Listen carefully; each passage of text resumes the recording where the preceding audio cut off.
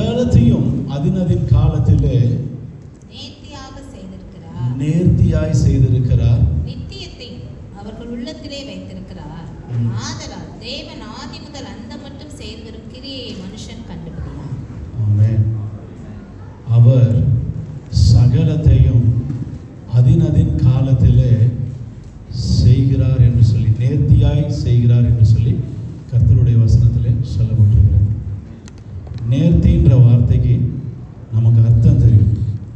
நேர்த்தின்ற வார்த்தை எந்த ஒரு பிரச்சனையும் இல்லாமல், தடையும் இல்லாமல், கரெக்டாக எந்த நேரத்தில், எந்த நாளில், எந்த செகண்டில் என்ன, யாருக்கு என்ன தேவை இருக்கிறதோ, எப்பொழுது கொடுக்க வேண்டுமோ அதை கரெக்டாக செய்கிற ஒரு ஸ்தானம் தான் நேர்த்தியான ஒரு காரியம். எந்த இடத்துலையும் டைம் மிஸ் ஆகாது. நம்ம பஸ்ஸை பிடிக்கிறதுக்கு நம்ம 8 மணிக்குனாக்க 8:05 தான் போய் நிற்போம். சில சமயம் பஸ்ஸை மிஸ் பண்ணிடுவோம். நம்ம காலையில் நமக்காக லேபர் கேம்பில் பார்த்தீங்கன்னா பஸ்ஸு நமக்காக ஒரு சில சமயம் வெயிட் பண்ண வேண்டியதாக இருக்கும். இல்லை சர்ச்சுக்கு கிளம்புறோமா, நமக்காக ஒரு 5 நிமிஷம் வண்டியை வெயிட் பண்ணட்டுமே, மெதுவாக தான் போவோமே, என்ன அவசரம் அவங்களுக்கு அப்படின்னு மெதுவாக வருவாங்க. எதுக்காக சொல்கிறோம்னா, ஆண்டவர் நம்முடைய தேவைகளை அறிந்தவராக இருக்கிறார். அல்லேலூயா. நம்ம ஒவ்வொருத்தருடைய தேவையும் வேறுபட்டதாக இருக்கும். நம்ம ஒவ்வொருத்தரும் வேறு வேறு இடத்துல பிறந்து, வேறு வேறு இடத்துல வேறு முறைகளிலே வளர்ந்து வந்தவர்கள். ஆமாம், நம்ம ஒரு வெவ்வேறு டிஸ்ட்ரிக்டில் நம்ம மாத்திரம் நம்ம பிறக்கிறது கிடையாது. இப்போ நம்ம கன்னியாகுமரி டிஸ்ட்ரிக்ட் எடுத்துக்கிட்டாலே ஒவ்வொருத்தருடைய வீட்டினுடைய முறைமைகள் ஒவ்வொரு கிராமங்களில் மாறும். ஆமாம், ஒரு சிலர்லாம் சொல்லுவாங்க, ஒரு வீட்டில் வந்து கல்யாணம் பண்ணாங்கன்னா, ஒரு விசேஷம் நடக்குதுன்னா அந்த ஊரில் யாருமே சமைக்க மாட்டாங்களாம். அந்த ஃபுல் டே அந்த வீட்டில் தான் சாப்பிடுவாங்க. அப்படிலாம் ஊரெலாம் இருக்குது. ஆமாம், ஜோதி பிரதர் சொன்னார் இதெல்லாம். உங்கள் ஊர் காரியம்லாம் ஒரு சில சமயங்களில் இப்படி யாராவது சொன்னால் கேட்டுக்குவேன். அவங்க வீட்டில் பார்த்தீங்கன்னா அந்த ஊர்லேயே சமைக்க மாட்டாங்க. அந்த ஊரே அந்த வீட்டில் உட்காந்து சாப்பிடுவோம். அந்த ஊரில் உள்ள அத்தனை பேத்துக்கும் அந்த விசேஷத்துக்கு அவங்க சாப்பாடு போடணும். அப்போ அந்த செலவு கணக்கு எல்லாமே அந்த குடும்பத்து மேலே வந்துடும். இது ஒரு வீட்டு கணக்கு இல்லை, அந்த கிராமத்தினுடைய முறைமையில் எல்லார் வீட்லேயும் இதுதான் வழக்கம் அப்படின்னு சொல்லி அவங்க சொன்னாங்க. அப்போ ஒவ்வொருத்தருக்கும் ஒவ்வொரு வித்தியாசமான தேவைகள் நம்முடைய வாழ்க்கையிலே உண்டு. ப்ரொமோஷனே இல்லாதவருக்கு கேட்டிங்கனாக்க, ஐயா ப்ரொமோஷன்ற பேப்பரை பார்த்தே பல வருஷம் ஆச்சு, இது கொஞ்சம் கண்ணில் காமிச்சாங்கன்னா நல்லாயிருக்கும், என் பேரை போட்டு அப்படின்னு சொல்லி ஒரு ஆசை இருக்கும். ஒரு சிலருக்கு வியாதி, நான் இவ்வளோ நாள் இருமிக்கிட்டு இருக்கிறேன், இவ்வளோ நாள் நான் கஷ்டப்பட்டுட்டு இருக்கிறேன், எனக்கு ஏதாவது ஒரு மாற்றம் வந்துடாதான் நான் ஆண்டவர்கிட்ட நான் வேண்டிக்கிட்டு தான் இருக்கேன், எத்தனையோ காலம் நான் வேண்டிக்கிட்டேன், எனக்கு ஒரு விடுதலையும் எனக்கு கிடைக்கலன்னு சொல்லணும். ஆனால் நம்ம மனுஷனிடத்துல இருந்து தான் நம்ம இதெல்லாம் பார்த்துக்கிட்டு இருக்கிறோம். ஆனால் கர்த்தர் பார்த்தீங்கன்னா ஏற்ற வேலையிலே நேர்த்தியாய் செய்கிற கர்த்தர். ஹல்லேலூயா. அந்த டைமே மிஸ் ஆகவே ஆகாது. அதனுடைய அர்த்தம், ஆண்டவர் எல்லாவற்றையும் படைக்கும் பொழுது வார்த்தையினாலே அவர் படைத்திருக்கிறார். அதை படைச்சிட்டு என்ன சொன்னார்? அவர் எல்லாமே நல்லா இருக்குன்னு தான் சொன்னார். இது கேடாக இருக்கு. அவர் படைப்பில் எதுவுமே கேடு கிடையாது. அவருடைய படைப்பில் எதுவுமே குறை உள்ளது கிடையாது. அதுபோல் அவருடைய கிரியைகள் எதுவும் குறைவுள்ளதாக இல்லை. நம்முடைய தேவைகளை சந்திக்க வல்லமையுள்ள கர்த்தரை நாம் ஆராதிக்கிறோம்.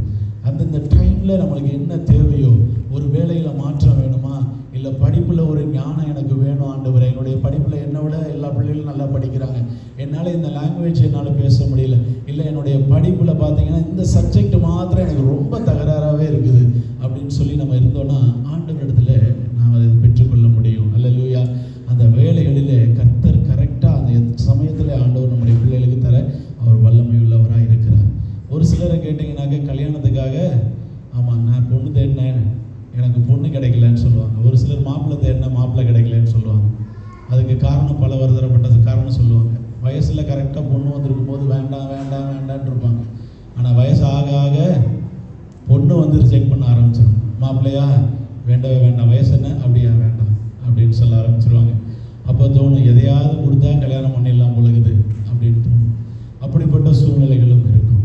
ஆனால் அவருடைய கரத்தில் இருந்து நாம் பெற்றுக்கொள்கிற காரியம், அவருடைய பிள்ளைகளுக்கு அதின் காலத்திலே நேர்த்தியாய் அவர் செய்ய வல்லமையுள்ளவராக இருக்கிறார்.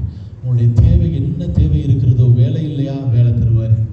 அந்த டைமில் கரெக்டாக கொடுப்பார். உங்களுக்கு ப்ரொமோஷன் வேணுமா, வேலையில் ஒரு மாற்றம் வேணுமா, அதை தர வல்லமையுள்ளவர் நம்முடைய ஆண்டவர். அதுக்கென்று ஒரு காலம் வைத்திருக்கிறார், அதற்கென்று ஒரு நேரத்தை வைத்திருக்கிறார். அந்த நேரம் வரும் வரையிலும் நீங்கள் ஆண்டவருடைய சமூகத்திலே காத்திருக்கிற பிள்ளைகளாய் மாற வேண்டும். அதே பிரசங்கி 3ஆம் அதிகாரத்திலே 1ஆவது வசனத்தில் ஒவ்வொரு காரியத்திற்கும் ஒவ்வொரு சமயம் உண்டு என்று சொல்லி கர்த்தருடைய வசனத்திலே சொல்லப்பட்டிருக்கிறது. நம்ம வாழ்க்கையில் பார்த்தீங்கன்னாக்க நம்ம அநேக நேரங்களில் இவ்வளோ நாள் நான் காத்திருக்கிறேன், என் வாழ்க்கையில் இது கிடைக்கலையேன்னு சொல்லி புலம்பிக்கிட்டே இருப்போம். ஆண்டவர்லாம் இருக்கிறாரா, ஆண்டவருக்கு கண் இருக்குதா, காது இருக்குதா, மூக்கு இருக்குதான்னு சொல்லிலாம் நிறைய பேர் பேசிலாம் நான் கேட்டிருக்கிறேன். அவன் அந்த மாதிரி காரியத்துக்கு இடம் கொடுக்கவே கூடாது. ஆண்டவரோட பிள்ளைகள் எப்பொழுதும் ஆண்டவருடைய சமூகத்தில் அவருடைய அந்த டைம்காக காத்திருப்பது மிகவும் முக்கியமான ஒரு காரியமாக இருக்கிறது. நான் ஒரு காரியத்தை 2 நாளைக்கு முன்னாடி நியூஸ் பேப்பரில் நான் வாசித்தேன். ஒரு அம்மா தன்னுடைய வாழ்க்கையில் நடந்த சம்பவம், இது எங்கே ஆந்திராவில் நடந்த சம்பவம். அது தன்னுடைய திருமணமாகி 4 பிள்ளைகளும் பெண் பிள்ளைகள். ஆண்டவர் அவங்களுக்கு கொடுத்தது 4மே பொம்பளை பிள்ளை தான் கொடுத்தாரு. அந்த தகப்பனார் அந்த 4வது பிள்ளை பிறந்து 3 வயது இருக்கும் பொழுது மரித்து விட்டார். இதுதான் அந்த குடும்பத்தினுடைய சூழல். இப்போ பார்த்தீங்கன்னா இந்த அம்மாவுக்கு என்னென்னா உலகமே தெரியாது, வெளியில் போய் வேலை பார்த்தது கிடையாது. இந்த ஐயா சம்பாதிச்சாரு, நல்ல சம்பாத்தியத்தில் இருந்தாங்க, எல்லாமே கிடச்சிது. ஆனால் இப்போ இந்த ஐயா இல்லை, இப்போ என்ன பண்ண போகிறோம்னு தெரியவே இல்லை. இப்போ பார்த்தீங்கன்னாக்க அவருடைய சகோதரன், அந்த சகோதரியுடைய சகோதரன் அக்கா நீ கவலைப்படாத, நம்ம பார்த்துக்கலாம் அப்படின்னு சொல்லி அவர் சொன்னார். அந்த வார்த்தையை கேட்டவுடனே இந்த அம்மாவுக்கு எவ்வளோதான் பலம் வந்துச்சுன்னே தெரியலையா. இந்த 4 பிள்ளைகளையும் நான் அப்படி விட்டுறக்கூடாதுன்னு ஒரு எண்ணம் வந்துச்சு. அடுத்ததாக வெளியில் பார்த்தீங்கன்னாக்க அந்த ஊரே சொல்லிச்சான் எல்லாமே பொம்பளை பிள்ளைங்க, எல்லாத்தையும் சீக்கிரமாக கல்யாணம் கட்டி கொடுத்துரு. அந்த ஏஜ் வந்துச்சுனாக்கா அது வரைக்கும் 20 வயசு வரலாம் வெயிட் பண்ணாது, அந்த டைம் வந்துருச்சா கல்யாணம் பண்ணி கொடுத்துரு, அவ்வளோதான் உன் கடமை முடிஞ்சிருச்சு, அதையே நீ ஞாபகம் வச்சுக்கன்னு சொல்லிட்டான். ஆனால் இந்த ஐயா சொன்ன அந்த ஒரு வார்த்தை மற்றவருடைய வார்த்தையை காட்டிலும் பலமுள்ளதாக அந்த அம்மா எடுத்துக்கிடுச்சு. அவருடைய சகோதரன் சொன்ன அந்த ஒரே ஒரு வார்த்தை அந்த அம்மாவுக்கு பெரிய பலனை கொடுத்தது. அதுக்கு என்ன ஆச்சு தெரியுங்களா? இந்த அம்மா கூலி வேலை பண்ணுச்சு. இந்த அம்மாவுக்கு படிப்புக்கெல்லாம் கிடையாது, ஒன்றும் கிடையாது, கூலி வேலைக்கு போச்சுது. நான் தான் படிக்கலை, என் பிள்ளைகளை நான் படிக்க வைக்கணும்னு சொல்லி அதை காசு சேர்த்து வச்சு பிள்ளைகளை கொஞ்சம் கொஞ்சமாக படிக்க வச்சுது. மூத்த பிள்ளை இப்போ வேகமாக வளர ஆரம்பிச்சது, 2வது பிள்ளை அது கூட வளருது, ஒவ்வொருத்தராக வளர ஆரம்பிக்கிறாங்க. படிப்பு மாத்திரம் நீ விட்டுறக்கூடாதுன்னு சொல்லி அந்த அம்மா வளர்த்துச்சான். இந்த ஏஜில் இந்த வயசில் நீ படிக்கிறதா உன்னுடைய வேலையை, அதனால அதில் நீ கான்சென்ட்ரேட் பண்ணணும், வேறு எதுவும் நீ கான்சென்ட்ரேட் பண்ண வேணாம்னு சொல்லி அந்த பிள்ளைகளை வளர்த்துது. ஆனால் அந்த பிள்ளைகள் அம்மாவோடு சேர்ந்து வேலை செய்து அந்த படிப்பையும் நேர்த்தியாய் படித்து அது கொஞ்சம் கொஞ்சமாக வளரும் பொழுது மூத்த பிள்ளைக்கு டிகிரி முடிச்சது. அது போய் அப்ளை பண்ணிச்சு, கவர்மெண்ட் ஜாபுக்காக அப்ளை பண்ணும் பொழுது ஒரு கான்ஸ்டபிள் போஸ்ட் அந்த அம்மாவுக்கு கிடச்சிது. மூத்த பெண்ணுக்கு கான்ஸ்டபிள் போஸ்ட் கிடச்சிது. 2வது பிள்ளை வளர்ந்துச்சு. இப்போ மூத்த பொண்ணும் சேர்ந்து சம்பாதிக்குது. இப்போ அம்மாவோடு கரம் சேர்த்து கொண்டது. காலங்கள் கடந்து போய்கிட்டே இருக்குது. இது எல்லாவற்றையும் அவர் இயக்கி கொண்டிருக்கிறார். ஹல்லேலூயா. நம்முடைய கரத்தில் நம்முடைய வாழ்க்கையை கொடுத்திருக்கிறார். அந்த குடும்பத்தினுடைய தேவை எவ்வளவு பெரிதாக இருந்தாலும் அந்த தேவையை கர்த்தர் புரிந்தவராக இருக்கிறார். என்ன ஆண்டவர் என்னுடைய புருஷனை எடுத்துக்கிட்டாரு, என்னுடைய புருஷனை எடுத்துக்கொண்ட ஆண்டவர் இனிமேல் இந்த வாழ்க்கையில் நான் எப்படி வாழ போகிறேன் அப்படின்னு சொல்லி அந்த அம்மா சோர்ந்து போய் உட்கார்ந்துருந்ததுன்னா அதை செய்திருக்க முடியாது. இந்த அம்மா ஒவ்வொரு நாளும் வேதனையோடு இருந்தாலும் கர்த்தர் ஒவ்வொரு காரியத்தையும் அந்த குடும்பத்தினுடைய காரியத்தை அறிந்தவராய் அந்தந்த நேரத்தில் என்னென்ன தேவையோ அதை ஆண்டவர் கொடுத்து கொண்டே தான் இருந்தார். அந்த 4 பிள்ளைகளில் 2 பிள்ளைகளும் போலீஸ் டிபார்ட்மெண்ட்டில் ஒர்க் பண்ண ஆரம்பித்தாங்க. அந்த குடும்பத்தில் 2 பிள்ளைகளுக்கும் கல்யாணம் ஆச்சது. மூத்த 2 பிள்ளைகளுக்கும் அடுத்த 2 பிள்ளைகள் படிப்பு முடிக்க போகிற ஸ்டேஜில் இருக்கிறாங்க. ஹல்லேலூயா. கர்த்தர் ஒவ்வொருவரையும் போஷிக்கிறவராய் இருக்கிறார். அந்தந்த நேரத்தில் நம்முடைய தேவைகளை அறிந்தவராய் அவர் இருக்கிறார் என்பதை நம்ம மறந்து போகக்கூடாது. ஒவ்வொருவருக்கும் ஒவ்வொரு பிளான் ஆண்டவர் வச்சிருக்கிறார். ஒரு பிளான் இல்லாமல் இந்த தேசத்துக்குள்ள நம்மை கடந்து வர பண்ணுகிற தேவனா இல்லை. நம்ம குடும்பம் எவ்வளோ கஷ்டத்தில் இருந்தாலும், நம்முடைய தேவைகள், போராட்டங்கள், பிரச்சனைகள் எல்லாமே இருந்தாலும் ஆண்டவர் நம்மோடு கூட இருந்து ஒவ்வொரு காரியத்தையும் அவர் நடத்த வல்லவராக இருக்கிறார். யோவானின் புஸ்தகத்தில் 16வது அதிகாரத்தில் 33வது வசனத்தை வாசித்தீங்கன்னா, உலகத்திலே உங்களுக்கு உபத்திரவம் உண்டு, ஆனாலும் திடன் கொள்ளுங்கள், நான் இந்த உலகத்தை ஜெயித்தேன் என்று சொல்லி கர்த்தர் சொல்லுகிறார். இயேசு கிறிஸ்து சொல்றார், இந்த உலகத்தில் உபத்திரவம் உண்டு. அவரை வெட்கப்படுத்துறதுக்கு ஆள் வந்தாங்களா? பைபிள் வாசித்திருக்கோம் இல்லையா? எத்தனையோ கூட்டம் வந்துச்சு.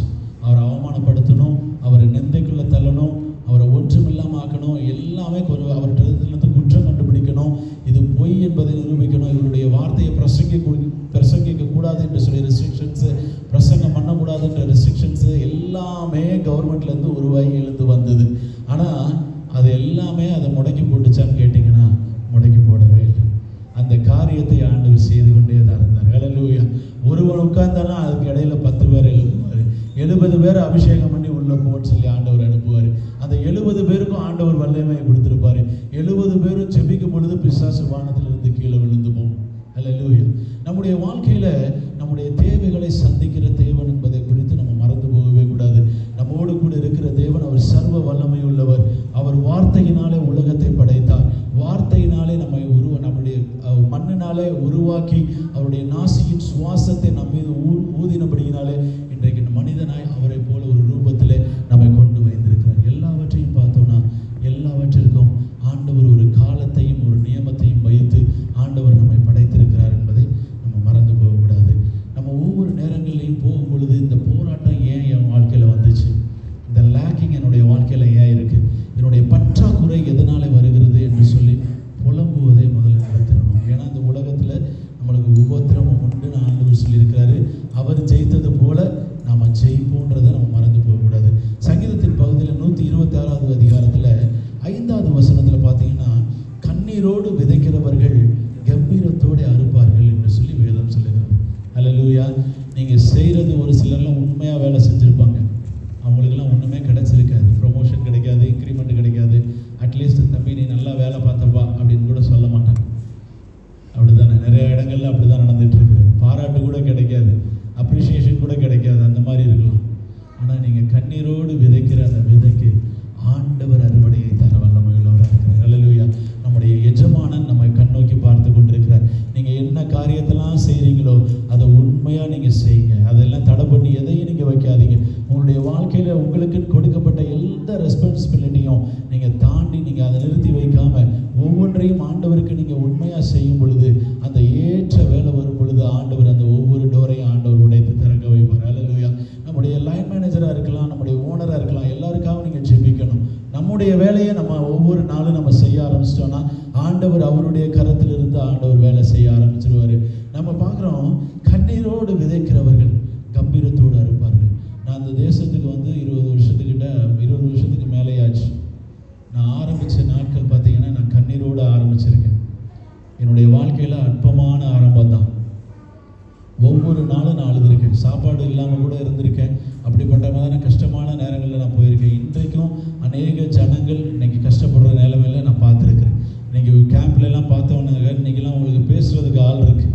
இப்போ நீங்கள் போனீங்கன்னா ஒரு வீட்டில் உட்காந்து பேசுகிறதுக்கு ஆள் இருக்குது. ஆனால் என்ன நீ எப்படி இருக்க, நீ சாப்பிட்டியான்னு கேட்குறதுக்கு ஆள் இல்லாதவங்க எத்தனையோ பேர் உண்டு. எத்தனையோ வாலிப பிள்ளைகள் உண்டு. என்கிட்ட அன்பாக பேசுகிறதுக்கு ஆள் இல்லை அப்படின்னு சொல்லி நிற்கிறவங்க எத்தனையோ பேர் உண்டு. ஆனால் உங்களுக்கு ஆண்டவர் எல்லாவற்றையும் கொடுத்திருக்கிறார். அந்த வேலையில் வரும் பொழுது எல்லா நேரங்களிலும் எல்லாவற்றையும் போதுமானவராக இருந்து நமக்கு போதுமான காரியங்களை ஒவ்வொரு நாளும் ஒவ்வொரு செகண்டும் என்ன தேவையோ அவைகளை கொடுத்திருக்கிறார் என்பதை நம்ம மறந்து போகக்கூடாது. அதற்காக ஆண்டவருக்கு நாம் நன்றி உள்ளவர்களாக இருக்கணும், நன்றி அறிதல் உள்ளவர்களாக நம்ம இருக்கணும். ஒவ்வொரு இடங்களையும் நம்ம கடந்து போகும் பொழுது நம்மளை வெல்கம் பண்ணுறதுக்கு ஆண்டவர் கொடுத்திருக்கிறாரு. அந்த சோதனையை எப்படி மேற்கொள்ள வேண்டும் என்பதை நம்ம புரிந்து கொள்ள வேண்டும். ஆண்டவரோடு சேர்ந்து கரம் பிடித்து நம்ம நிற்கும் பொழுது அந்த ஏற்ற வேலை என்பது ஆண்டவர் நமக்கு டோரை ஓப்பன் பண்ணுற டைம் வரும் பொழுது எந்த மனுஷனும் அதை பூட்டி வைக்கவே முடியாது, எந்த மனுஷனும் அதை தடை பண்ணி வைக்கவே முடியாது. அவருடைய கரத்தை எல்லாவற்றையும் அதிகாரத்தை எல்லாவற்றையும் அவர் கையடக்கி அவருடைய கரத்தை அவர் மேல் ஓங்கி நிற்க பண்ணுவார். யாருக்காக? நமக்காக. அல்லேலூயா. அது மாதிரி ஒரு 3 காரியங்களை கேரக்டர்ஸை மாத்திரம் நம்ம வேதத்திலிருந்து நாம் பார்ப்போம். சோதனையின் வழியில் அவர் கடந்து போகும் பொழுது கர்த்தர் அவர்கள் எப்படி அவர் மாற்றினார் இந்த சோதனையை என்று சொல்லி நம்ம பார்க்க போகிறோம். முதலாவது ஆபிரகாமை நம்ம எடுத்து பார்க்க போகிறோம். உதாரணமாக ஆபிரகாமை எடுத்துக்கொள்வோம். ஆதியாகமத்தின் புஸ்தகத்திலே 22வது அதிகாரத்திலே 1-2 வசனங்களை நாம் வாசிப்போம். காரியங்கள் நடந்த பின்பு தேவன் ஆபிரகாமை சோதித்தார். எப்படி என்று அவர் அவனை நோக்கி, ஆபிரகாமே என்றார். அவன் இதோ அடியேன் என்றான். அப்பொழுது அவர், உன் புத்திரனும் உன் ஏக சுதனும் உன் நேசகுமாரனும் ஆகிய ஈசாக்கை நீ இப்பொழுது அழைத்து கொண்டு மோரியா தேசத்துக்கு போய் அங்கே நான் உனக்கு குறிக்கும் மலைகள் ஒன்றின் மேல் அவனை தகன பலியாக பலியிடு என்றார். நல்ல கவனிங்க. ஆபிரகாமை பற்றி எல்லாருக்குமே தெரியும். அவனுக்கு ஒரு சோதனையான சுச்சுவேஷன் வருது. ரொம்ப வருஷத்துக்கு அப்புறம் குழந்தை இல்லைன்னு சொல்லிட்டு இருந்தான். இப்போ ஆண்டவர் வந்து உனக்கு நான் ஒரு குழந்தைய கொடுப்பேன்னு வாக்கு பண்ணியிருந்தாரு. அந்த டைம் ஏற்ற வேலை வரும் பொழுது, அந்த நேரம் வரும் பொழுது ஆண்டவர் வந்து அவருக்கு ஒரு குழந்தையை கொடுத்தார். ஈசாக்கை இப்போ ஈசாக்கை ஆண்டவர் திரும்பவும் என்ன பண்ணுறாரு, ஆபிரகாமை சோதிக்கும் பொருட்டு நீ ஈசாக்கை எனக்கு தகன பலியாயிடு, மோரியா மலைக்கு கொண்டு போ, அங்கே மலைகளில் ஒரு மலையை நான் காண்பிப்பேன், அங்கே கொண்டு போய் அவனை தகன பலியாய் அவனை எனக்கு பலியிடு என்று சொல்லி ஆண்டவர் சொல்கிறார். நல்லா யோசித்துக்கங்க, ஒரு ஆளுக்கு சாப்பாடே கிடையாது, ரொம்ப கஷ்டத்தில் இருக்கான். ஏதாவது சாப்பாடு கிடைச்சா பரவாயில்ல, ஒரு பிரெட்டாவது கிடைக்காதான்னு இருக்கான்னு வச்சுக்கோங்க. அவனை கூப்பிட்டு நல்லா ஆடு அடித்து விருந்து பண்ணிங்கன்னா அவனுக்கு எவ்வளோ சந்தோஷமாக இருக்குமோ, அந்த சந்தோஷம் அவனுக்கு குழந்தை பிறக்கும்போது ஆண்டவர் வாக்கு பண்ணினதை கொடுக்கும் பொழுது அவனுக்கு இருந்தது. இப்போ ஆண்டவர் சொல்கிறாரு, அதே குழந்தைய நீ எனக்காக பலியிடணும்னு சொல்லி ஆண்டவர் சொன்னார். ஆனால் ஆபிரகாம் எங்கேயாவது இல்லைன்னு சொன்னான்னு கேட்டிங்கன்னா இல்லவே இல்லை. ஆபிரகாமுக்கு தெரியும் ஆண்டவர் அவனை எப்படியாவது அவன் மரித்தாலும் அவனை உயிரோடு எழுப்பி ஆண்டவர் கொடுப்பார் ஒரு விசுவாசம் உள்ளவனாக இருந்தபடியினாலே அவன் தைரியமாய் ஆண்டவர் சொன்ன இடத்துக்கு அவன் 2 வேலைக்காரர்களை கூப்பிடுறான், கழுதை மேலே சேனம் கட்டுறாங்க, பலிக்கு தேவையான அந்த விறகுகளை அடுக்கிறான், அதை எல்லாத்தையும் எடுத்துக்கொண்டு அந்த மோரியா தேசத்துக்குள்ளே கடந்து போகிறாங்க. அங்கே போகும் பொழுது அவர் காண்பிக்கிறார், 3 நாட்கள் பயணம் பண்ணின பின்பு அந்த மலை வருகிறது. இவன் சொல்கிறான், இங்கேயே இருக்க வேலைக்காரங்களெல்லாம் நிப்பாட்டிட்டான், கழுதையை நிப்பாட்டிட்டான், மகனை கூட்டிக் கொண்டு அங்கே இருக்கிற விறகை எடுத்துக்கொண்டு கத்தியையும் அவன் நெருப்பையும் எடுத்துக்கொண்டு அங்கிருந்து கிளம்புகிறான். நாங்கள் போய் ஆண்டவருக்கு பலி செலுத்திட்டு நாங்கள் திரும்பவும் கீழே வருவோம்னு சொல்லிட்டு அவன் போகிறான். நல்லா கவனிச்சுக்கங்க, வருவோம் என்று சொல்லி அவன் சொல்லியிருப்பான். சரிங்களா? இவங்க 2 பேர் தான் போகிறாங்க, வருவோம் என்று சொல்லியிருப்பான். அப்போ இவங்க போய் அங்கே பலியிடுவதற்கு போகும் பொழுது எல்லா விறகெல்லாம் அடுக்கிட்டான், பிள்ளையை கடத்திட்டான், கையை கட்டிட்டான்.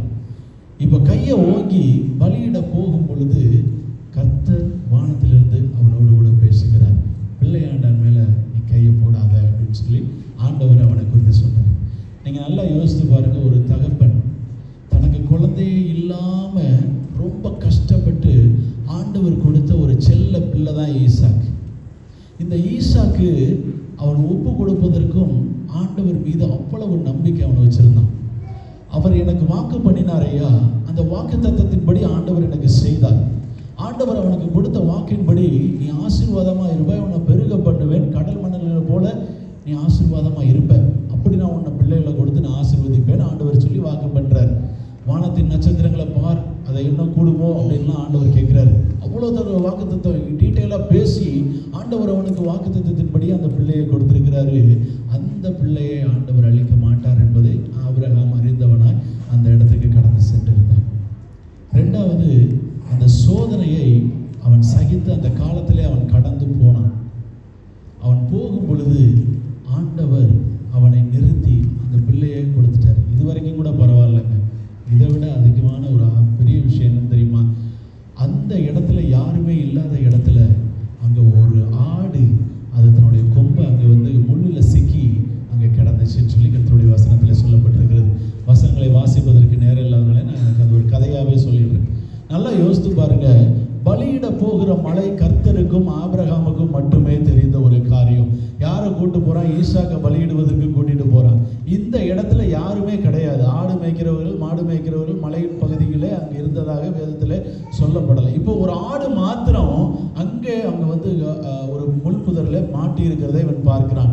இவன் எடுத்துட்டு போய் தன்னுடைய ஈசாக்கு, தன்னுடைய மகன், ஒரே மகனுக்கு, அந்த செல்ல மகனுக்கு பதிலாக அந்த ஆட்டுக்குட்டியை எடுத்துட்டு போய் கர்த்தருக்காக அவன் பலியிட்டான் என்று சொல்லி கர்த்தருடைய வசனத்திலே சொல்லப்பட்டிருக்கிறது. அது மாத்திரம் இல்லை, அந்த இடத்திற்கு அவன் ஈசாக்கு யெகோவா ஈரே என்று பெயரிட்டான் என்று சொல்லி கர்த்தருடைய வசனத்திலே சொல்லப்பட்டிருக்கிறது.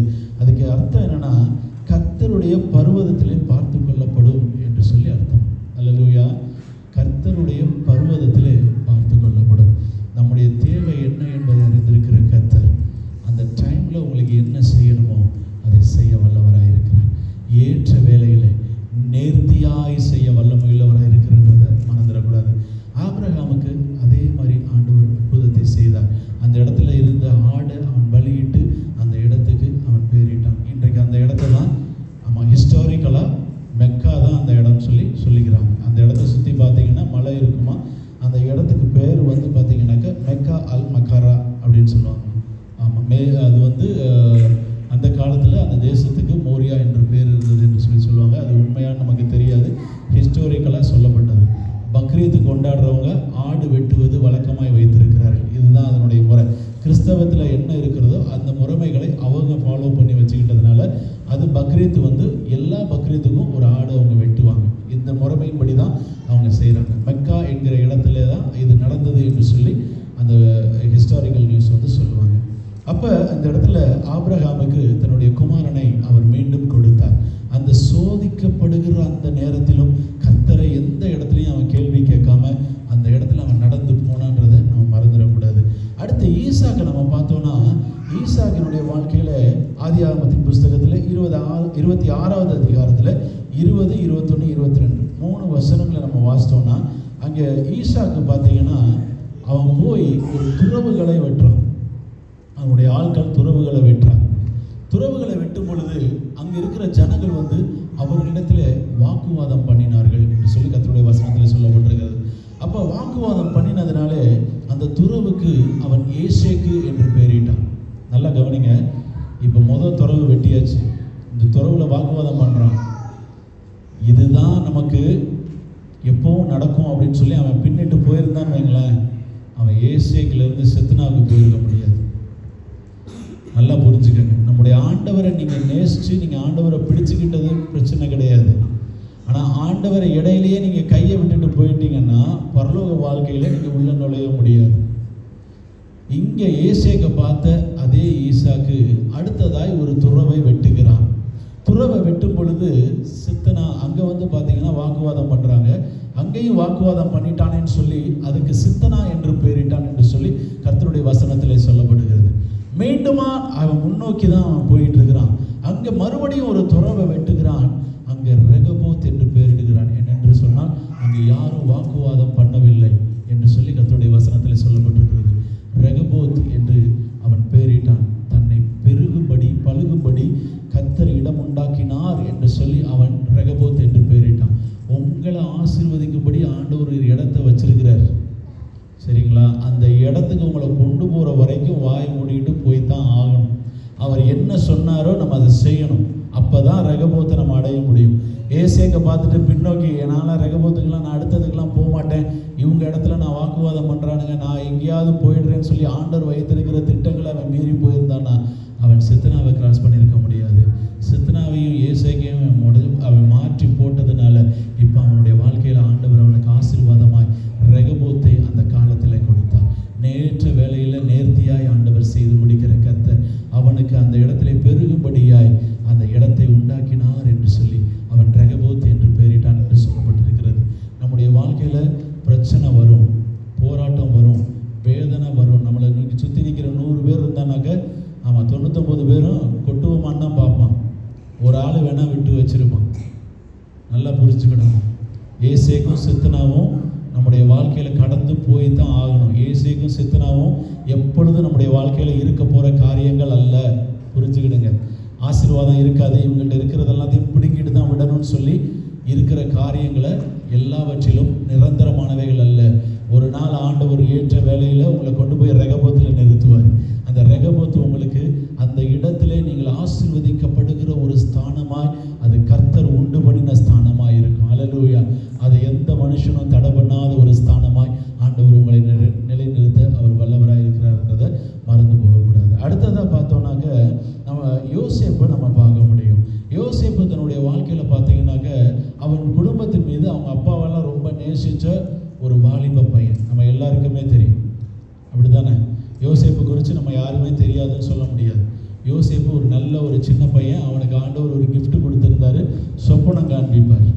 ஒரு 2 சொப்பனத்தை பார்த்து சொன்னதுக்கே அண்ணங்காரங்க அவன் மேலே அவ்வளவு பாசம் வச்சுருந்தானுங்க. அவங்க மேலே எவ்வளோ பிரியமாக இருந்தாங்கன்னு வசனம் படித்தவங்களுக்கு தெரியும், அப்படி தானே? அவன் மேலே அவ்வளோ பொறாமப்பட்டான். வசனம் சொல்லுது அவன் மேலே அவ்வளோ கோபம் வருமா, அந்த அளவுக்கு இருந்திருக்காங்க. அதனால என்ன பண்ணாங்க, அவனை கொல்றதுக்கு கூட முயற்சி பண்ணாங்க. அவனை காப்பாற்றி விட்டுறணுன்றதுக்காக அதில் ஒரு அண்ணன் என்ன பண்ணான்னா, அவனை கொல்றதுக்கு பதிலாக இந்த குழியில் தூக்கி போட்டுரு அப்படின்னு சொல்லி ஒரு வெறும் குழி, நீர் இல்லாத தண்ணீர் இல்லாத குழியில் அவனை தூக்கி போட்டாங்க. அன்னைக்கு அவன் கதறி அழுதுருப்பான். என்னை எப்படியாவது கூட்டிகிட்டு வீட்டுக்கு போயிரு, எப்படியாவது அண்ணன்ட்ட அப்பாட்ட கொண்டு போய் சேர்த்துருன்னு சொல்லியிருப்பான். ஆனால் யாருமே அதை கண்டுக்கல. அவன் அங்கேயே இருந்து இறந்து போயிடட்டும்னு சொல்லி நினச்சிட்டு இருக்காங்க. ஆனால் ஒரு அண்ணன் என்ன பண்ணுறான், அவன் குழியிலிருந்து இறந்து போவதை பார்க்கிலும் அவனை இங்கே இருக்கிறது அடிமையாக கொண்டு போகிற எகிப்து தேசத்துக்கு கொண்டு போகிற இந்த கூட்டத்தோடு கூட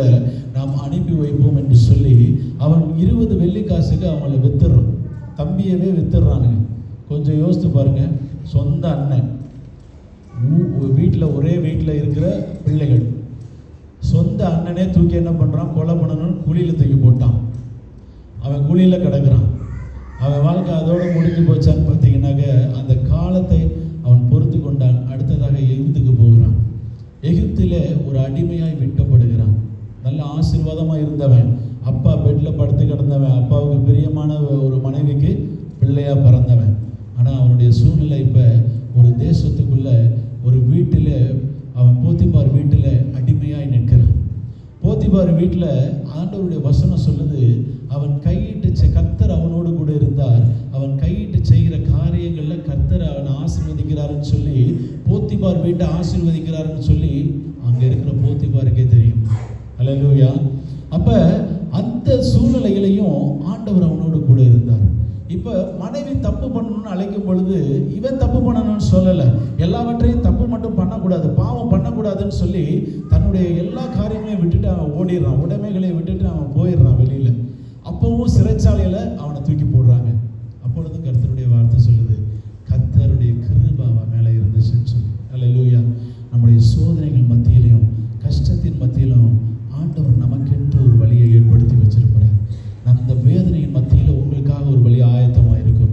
கர்த்தருடைய வசனத்தில் சங்கீதம் 34:8 சொல்லுது, கர்த்தர் நல்லவர் என்பதை ருசித்து பாருங்கள், அவர் மேல் நம்பிக்கையாக இருக்கிற மனுஷன் பாக்கியவான். நீங்கள் சோதனையின் மத்தியிலே ஆண்டவர் நல்லவர்னு சொல்லுங்கள். நீங்கள் ஆராதிக்கிற கர்த்தர் நல்லவர்னு சொல்லி நீங்கள் சொல்ல பழகுங்க. கொலேசியர் 4:5 புறமே இருக்கிறவர்களுக்கு முன்பாக ஞானமாய் நடந்து காலத்தை பிரயோஜனப்படுத்திக் கொள்ளுங்கள் என்று சொல்லி கர்த்தருடைய வசனம் சொல்லப்பட்டிருக்கிறது. காலத்தை நாம் பிரயோஜனப்படுத்திக் கொள்ளணுமா?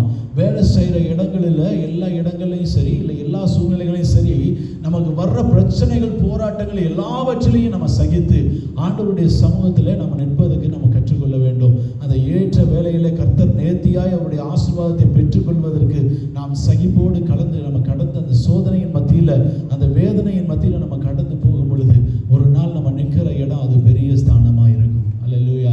இப்போ பார்த்தீங்கன்னா அந்த யோசேப்பு பார்த்தீங்கன்னா அவனுடைய சூழ்நிலையில் அவன் சிறைச்சாலையில் கிடக்க வேண்டிய சூழ்நிலை வந்துருச்சு. பாவம் பண்ணானா, தப்பு பண்ணானான்னு கேட்டிங்கன்னா அவன் எந்த தவறுமே செய்யலை. அவனுடைய வாழ்க்கையில் அவன் சிறைச்சாலைக்கு போக வேண்டிய அவசியமே கிடையாது. எதுக்கு எடுத்தாலும் யோசேப்பே சொல்கிறீங்களே பாஸ்டர்னு சொல்லாதீங்க. அநேக வாலிப பிள்ளைகள் இருக்கீங்க. அநேக பிள்ளைகளுக்கு முதல்ல சகிப்புத்தன்மை வேணும். ஒரு தடவை ப்ரேயர் பண்ணி ஏதாவது கிடைக்கலைனாக்க நமக்கு மூக்கு மேலே கோவம் வந்துடுது. ஆமாம், ஆண்டவர் எனக்கு நான் எவ்வளோ தூரம் ஜெபிச்சிருக்கிறேன், எவ்வளோ உண்மையாக இருந்திருக்கிறேன், என்னுடைய ஜெபத்தை கேட்டாரா, எனக்கு அபிஷேகம் கொடுத்தாரா, எனக்கு பிள்ளை கொடுத்தாரா, எனக்கு வேலை கொடுத்தாரா, எனக்கு வீட்டினுடைய அப்பத்தை ஆசீர்வதித்தாரான்னு நம்ம கேள்வி மட்டும் கேட்டுக்கிட்டே போயிடக்கூடாது. ஆண்டவர் அதற்கென்று ஒரு ஸ்தானத்தை ஆண்டவர் வைத்திருக்கிறார். கண்ணு குருடாக இருக்கிறவனுக்குன்னு ஒரு நேரம் இருந்தது. ஆண்டவர் போய் தொட்டு சுகமாக்கினார்.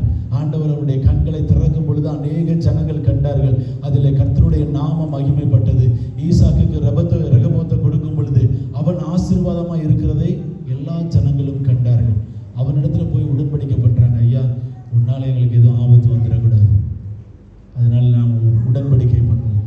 நம்முடைய வாழ்க்கையில சத்துருக்களை நம்முடைய பட்சத்திலே நிற்க வல்லமையுள்ள ஆண்டவர். அல்லேலூயா. அவங்க உங்களை எதிர்த்து நின்ன காலம் ஒரு காலம் இருந்திருக்கும். ஆனால் சத்துருக்களை உங்களுடைய உங்கள் பக்கத்தில் வந்து நிற்கும்படியாய், உங்களுக்கு விரோதமாக எழும்பினவர்கள் உங்களுடைய சார்பிலே வந்து நிற்கும்படியாய் ஆண்டவர் கிரியை செய்ய வல்லவராக இருக்கிறார். அதற்கென்று ஒரு நேரத்தை வச்சிருக்கிறார், அதற்கென்று ஒரு காலத்தை வைத்திருக்கிறார். அந்த காலம் வரும் வரையிலும் நம்ம ஆண்டவருடைய பலத்த கரத்துக்குள் அடங்கி இருக்கும் பொழுது ஆண்டவர் செய்வார். அந்த வழிகளின் மத்தியிலே ஆண்டவர் ஒரு காலத்தை வைத்திருக்கிறார். அந்த காலத்தை நீங்கள் பிரயோஜனப்படுத்திக் கொள்ளணும். அல்லேலூயா. அநேக வாய்ப்புகள் வரும். வாய்ப்புகள் வந்தால் ரிஜெக்டட் நீங்களாகவே உட்கார்ந்துக்க கூடாது. அந்த கஷ்டத்தின் மத்தியிலையும் ஆண்டவர் கொடுக்கிற வாய்ப்புகளை ஞானமாய் பயன்படுத்திக் கொள்ள வேண்டும் என்பது கர்த்தருடைய பிள்ளைகள் நம்ம புரிந்து கொள்ளணும். காலத்தை பிரயோஜனப்படுத்திக் கொள்ளணும். எபேசியர் 5:16 சொல்லுது, நாட்கள் பொல்லாதவைகளானதால் காலத்தை பிரயோஜனப்படுத்திக் கொள்ளுங்கள் என்று சொல்லி கர்த்தருடைய வசனத்தில் சொல்லப்பட்டிருக்கிறது. இந்த கடைசி காலத்தில் பரிசுத்தமாக வாழ்றதுக்கு எந்த வழியும் கிடையாது. இன்னைக்கு அநேக பாவத்தை யூடியூப்பில் விட்டு வச்சுருக்காங்க, ஃபேஸ்புக்கில் விட்டு வச்சுருக்காங்க. இன்றைக்கி உட்காந்து நீங்கள் வீடியோ எடுத்து பார்க்க ஆரம்பிச்சிங்கன்னா உங்களுக்கு சகிப்பே தட்டாது. அந்த அளவுக்கு வீடியோ லோட் பண்ணி கிடக்கு. ஒவ்வொரு நாடாக பார்க்கலாம், ஒவ்வொரு தேசமாக பார்க்கலாம். இன்னைக்கு எவ்வளோ நேரங்க 24 மணி நேரமே உங்களுக்கு டைம் பத்தாது. அந்த அளவுக்கு இன்னைக்கு வீடியோவை இன்னைக்கு அப்லோட் பண்ணி வச்சுட்டு பாவத்தை இன்னைக்கு நீங்கள் வேதத்தை நேசிக்காதபடிக்கு, கர்த்தரை தேடாதபடிக்கு, ஆண்டவரை விட்டு விலகி இருக்கிற ஒரு வாழ்க்கையை கொடுக்கும்படியா இந்த உலகத்தில் எல்லா காரியங்களும் ஓப்பனாக இருக்குது.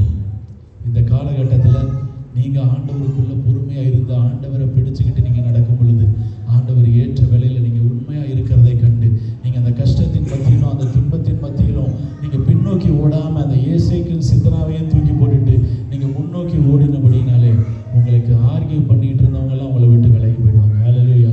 உங்களை சுற்றி இருந்து ஒரு நாள் உங்களை அற்பமாக பேசிக்கிட்டு இருந்தவங்க நீங்கள் ஒரு நாள் உங்களை காணாதபடிக்கு விலகி பண்ணுவார். ஹல்லேலூயா. உங்களுக்கு ப்ரொமோஷன் இல்லையா, ஆண்டவர் ப்ரொமோஷன் கொடுப்பாரு. உங்களுக்கு ஆட்கள் இல்லையா, ஆண்டவர் ஆட்களை கொடுப்பாரு. உங்களுக்கு வேலை இல்லையா, ஆண்டவர் வேலையை கொடுப்பாரு. நீங்கள் அபிஷேகத்துக்காக காத்திருக்கீங்களா, நீங்கள் வாஞ்சையோடு அந்த டைம் வர்ற வரைக்கும் நீங்கள் ஆண்டவருடைய கரத்தில் நீங்கள் காத்திருக்கும் பொழுது ஆண்டவர் அந்த அபிஷேகத்தை கொடுக்க வல்லவராக இருக்கிறாரு. என் பிள்ளை எத்தனை வருஷமாக வாஞ்சையோடு தாகத்தோடு காத்திருக்கிறான், அந்த அபிஷேகத்தை நான் கொடுக்கட்டும்னு சொல்லி ஆண்டவர் அந்த அபிஷேகத்தை கொடுப்பார். நம்ம இருக்கிற இடத்துல இருந்து ஒரு நிமிஷம்லேருந்து நிற்போமா? ஆண்டவருடைய சமூகத்தில் நம்ம அநேகர் தூக்கத்தில் இருக்கீங்க, சீக்கிரம் நம்ம முடிச்சிருவோம்.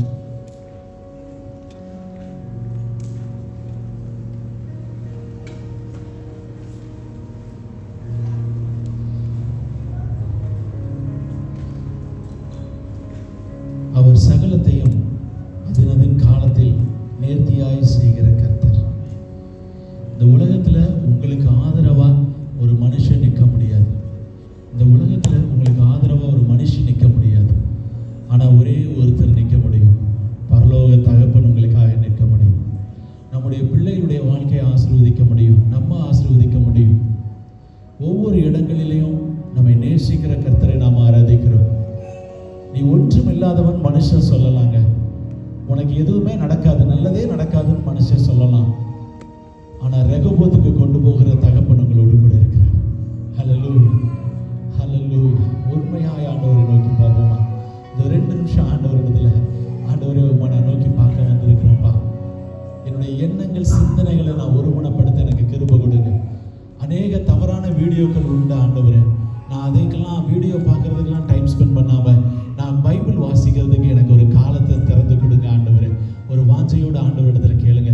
நான் உண்மையாக வாஞ்சையோடு நான் இந்த பைபிளை எடுத்து வாசிக்கணும். நான் உண்மையாக வாஞ்சையோடு உம்மிடத்துல நான் செபிக்கணும் ஆண்டவரே.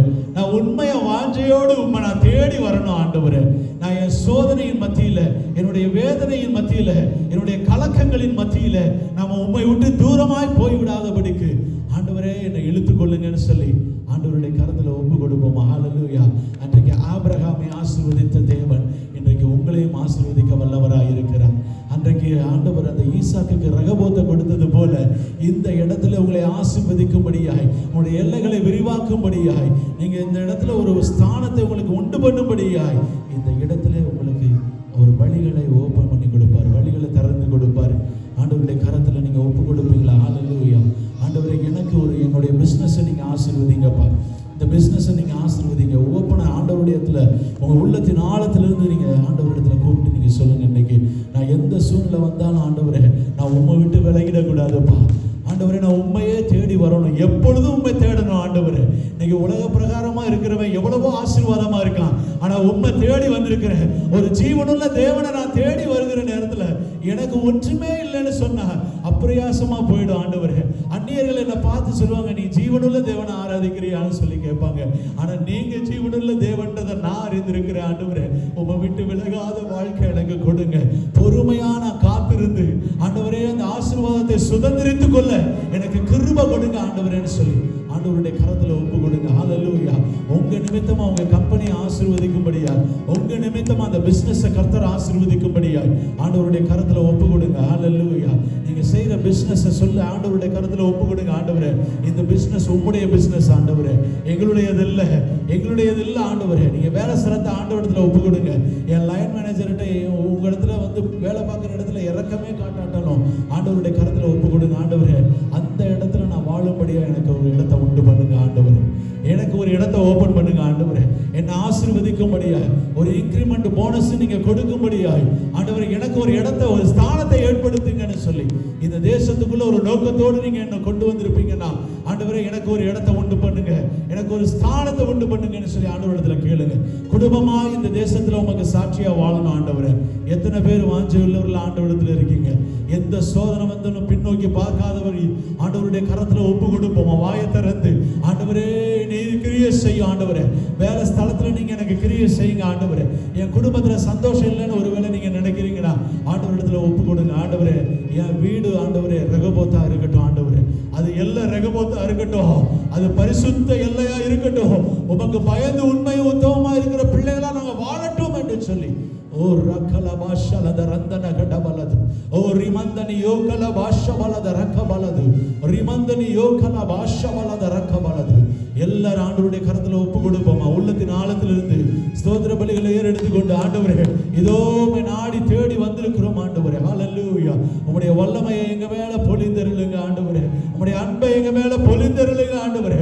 இந்த இட அசையத்தக்கதாக எங்களோடு கூட நீங்க இடைபடுங்கன்னு சொல்லி ஆண்டவருடைய கரத்துல ஒப்பு கொடுங்க.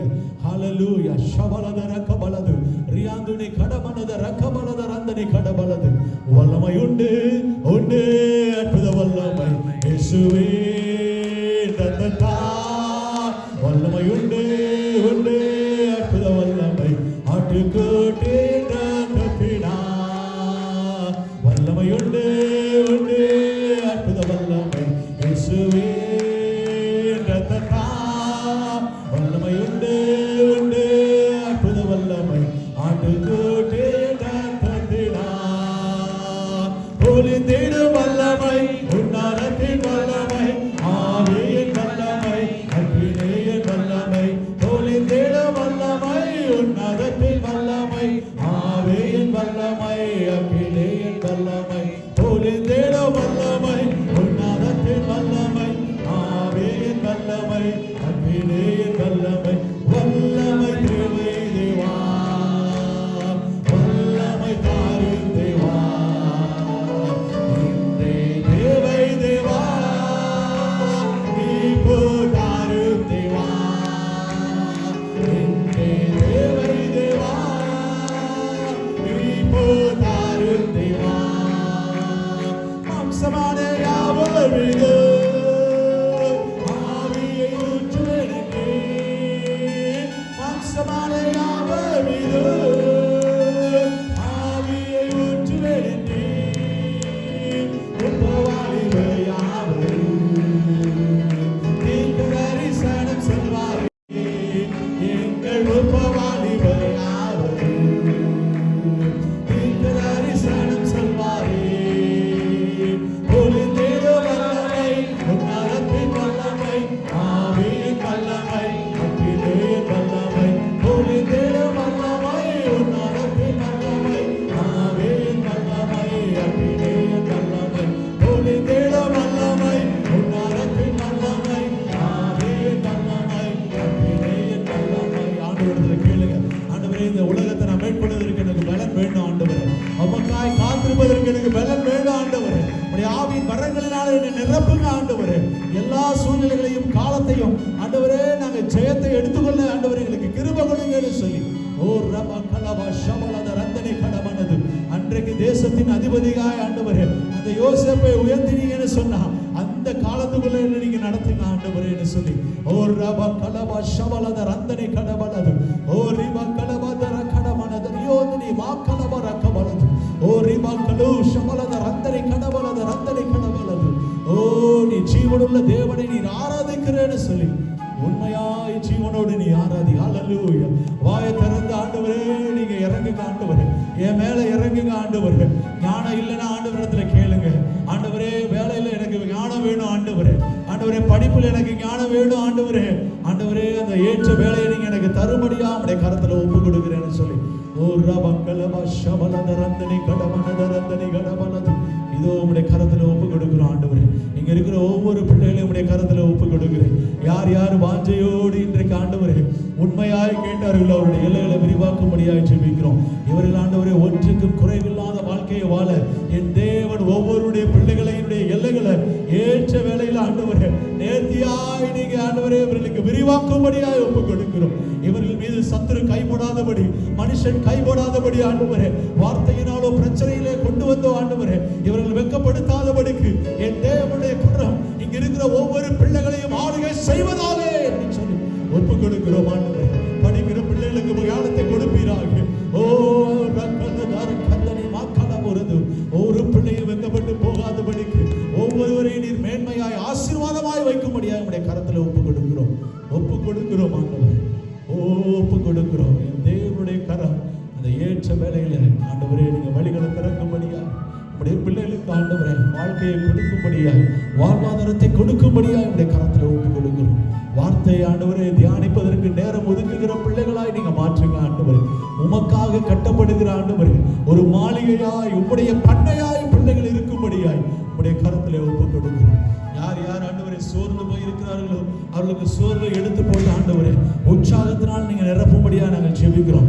என் தேவன் எப்படி வல்லமை உள்ளவர் என்பதை அவர்கள் புரிந்து கொள்ளட்டும் ஆண்டவரே. தேவனுடைய வல்லமை ஒவ்வொருவரையும் உணர்ந்தவர்களாய் அவர்கள் உமக்குள்ளாய் கட்டப்பட்டவர்களாய் இருக்க தேவன் கிருபை கொடுங்க. எல்லா துதிக்கான மகிமையும் உமக்கே செலுத்துகிறோம் ஆண்டவரே. இரட்சகரும் மீட்பருமாய் இயேசு கிறிஸ்துவின் நாமத்தினாலே நாங்கள் ஜெபிக்கிறோம். ஜீவனுள்ள நல்ல தகப்பனே, ஆமென் ஆமென். என் ஆத்துமாவே கர்த்தரை ஸ்தோத்திரி, என் முழு உள்ளமையுடைய பரிசுத்த நாமத்தை ஸ்தோத்திரி. என் ஆத்துமாவே கர்த்தரை ஸ்தோத்திரி, கர்த்தர் செய்த சகல உபகாரங்களையும் ஆமென் ஆமென். கர்த்தராகிய இயேசு கிறிஸ்துவினுடைய கிருபையும் பிதாவினுடைய அன்பும் பரிசுத்த ஆவியானவருடைய அந்யோன்ய ஐக்கியமும் நம்மோடு கூட இன்றும் என்றும் சதா காலங்களிலும் கூட இருப்பதாக. ஆமென் ஆமென். ஹல்லேலூயா.